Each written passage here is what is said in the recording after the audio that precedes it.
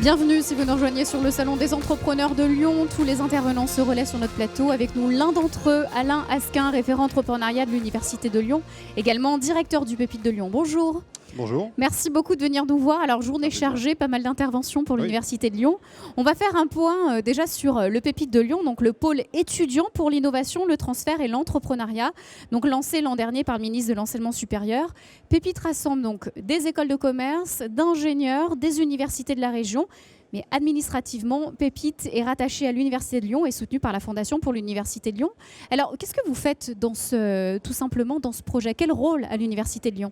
Alors déjà, Pépite, c'est une innovation mondiale. C'est-à-dire que le ministère a souhaité qu'on crée un statut pour les étudiants qui entreprennent et qu'on s'occupe d'eux, qu'on les sensibilise. Alors les étudiants qui sont créateurs, c'est vrai, d'entreprises, créateurs d'associations, il ne faut pas les oublier, ils sont aussi entrepreneurs, mais aussi des étudiants qui veulent entreprendre en étant des intrapreneurs ou des développeurs d'activités dans des PME, par exemple.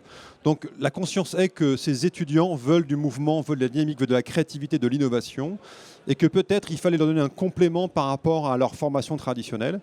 Et on a deux publics concernés, les étudiants qui sont en cours d'études, mais aussi les jeunes diplômés qui ont pu nous quitter depuis 1, 2, 3, 4 ans, 5 ans, qui ont un projet de création et qui reviennent à l'université pour bénéficier de notre accompagnement.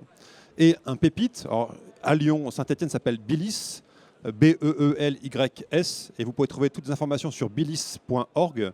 Cette structure permet d'accueillir tous ces étudiants et leur proposer des programmes de formation, des espaces de travail, de l'incubation, beaucoup de services numériques, de partage, de l'événementiel. Voilà, c'est très très complet comme offre pour les étudiants entrepreneurs. Alors, comment vous faites le choix de ces talents? Comment est-ce que vous trouvez ces entrepreneurs? Alors, c'est eux qui nous trouvent parce qu'ils sont très nombreux. On a communiqué, on communique encore, vous nous permettez de le faire. Sachant qu'on avait au départ imaginé avoir une cinquantaine d'étudiants intéressés sur le pôle Lyon-Saint-Étienne. Ils ont été 170 à candidater. On a retenu 118, tellement ils avaient un talent, une qualité. Donc on les a retenus sur la qualité du projet, sur l'intention sincère d'aller au bout du projet, quitte à y renoncer. L'idée pour nous, et surtout d'aider les gens à se déterminer, on leur crée les conditions, et quitte à ce que ce soit une décision d'arrêt ou de suspension d'un projet, c'est une très bonne chose pour l'étudiant, parce qu'on le protège d'une certaine manière, mais aussi on permet aussi aux étudiants de passer des caps qui peut-être n'auraient été pas franchis tout seuls. Et parmi ces 118 étudiants, 75 ont été retenus pour un programme qui s'appelle le diplôme d'étudiant entrepreneur, qui est le premier diplôme délivré par l'Université de Lyon. Et là, ils ont des séminaires le samedi, ils ont des outils en ligne, ils ont le droit d'être incubés dans nos différents incubateurs à Saint-Étienne, il y en a plusieurs à Lyon, à la Doua, avec une société partenaire qui s'appelle Aptis. Et en plus, ces étudiants ont le bénéfice d'avoir des mentors, un membre de l'équipe académique et en même temps un entrepreneur qui tous les deux vont pousser l'entrepreneur à aller au bout de son projet et à ne pas se mentir et aller au bout de la logique.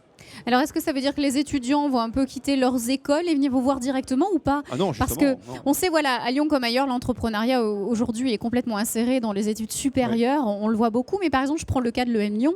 Les étudiants ont plus intérêt à venir vous voir maintenant ou est-ce qu'ils viendront vous voir après l'EM Lyon et après peut-être les incubateurs de l'EM Lyon? Comment ça se passe? Concurrence ou pas du tout? Ah non, l'idée c'est qu'en plus les étudiants sont liés à personne. Ils prennent les dispositifs qui les intéressent le mieux par rapport à ce qu'ils sont. Donc nous, on a une offre de service tous, et on se connaît tous très très bien. L'équipe de l'EM Lyon, mon université Lyon 3, tous, on bosse ensemble depuis des années. Donc il y a une fraternité des gens qui soutiennent l'entrepreneuriat. D'abord, notre cause, c'est les entrepreneurs. Ils appartiennent à personne, ils sont libres. Ensuite, vous pouvez avoir une très très bonne formation à l'EM Lyon et pas avoir besoin du programme Bilis. Mais vous pouvez aussi en avoir besoin parce que dans votre spécialité, les dispositifs que nous proposons peuvent vous aider. Et puis, Bilis, c'est un temps d'accompagnement qui dure 1 an. Or, un projet, c'est plus long. Entre le temps de se déterminer et de passer à la création, 1 an, c'est très court. Ouais, 18 mois avant. Voilà. Et donc, l'incubateur de l'EM Lyon, l'incubateur de Lyon 3, l'incubateur qu'on peut trouver à l'INSA, etc., peuvent reprendre les étudiants et les aider à passer le cap de la création effective, voire même de la première croissance. Ensuite, tous ces étudiants, on va les aider à s'insérer dans le milieu socio-économique. Et par exemple, Lyon, aujourd'hui, est labellisé French Tech. Des lieux vont naître, un réseau va naître. Il faut absolument que ces étudiants qui intègrent beaucoup de numérique rentrent dans la communauté French Tech, dans d'autres communautés. Il faut qu'on nourrisse par tous ces jeunes entrepreneurs. Ils sont certes étudiants entrepreneurs, mais ils sont entrepreneurs étudiants. Ils sont entrepreneurs avant tout. Ils se trouvent être étudiants pour l'instant. Ils vont nourrir la vie ville, la région. Et d'ailleurs, je souhaite citer que sur ce salon de l'entrepreneuriat, nous sommes le Pépite Bilis de Lyon-Saint-Etienne, mais aussi le Pépite Osée de Grenoble et le Pépite d'Auvergne. Nous avons notre présence conjointe. La région Rhône-Alpes-Auvergne est ensemble présente pour informer les étudiants entrepreneurs. Alors justement, l'actualité, c'est là au Salon des entrepreneurs de Lyon. Passé cet événement, comment est-ce que vous allez démarcher ces étudiants ou plutôt faire parler de vous? L'actualité pour le Pépite de Lyon alors? Alors l'actualité, c'est qu'on commence notre premier recrutement des étudiants pour l'année qui vient. On a deux séquences de recrutement. 2015-2016, c'est ça? Voilà, c'est ça. Donc en fait, il y a des étudiants qui sortent des études en ce moment ou qui ont eu des expériences intéressantes en campus création, ils se sont essayés à l'entrepreneuriat, il y a une fibre qui est née, il y a une envie qui est née, il ne faut pas la laisser retomber parce qu'après les contingences du quotidien reviennent.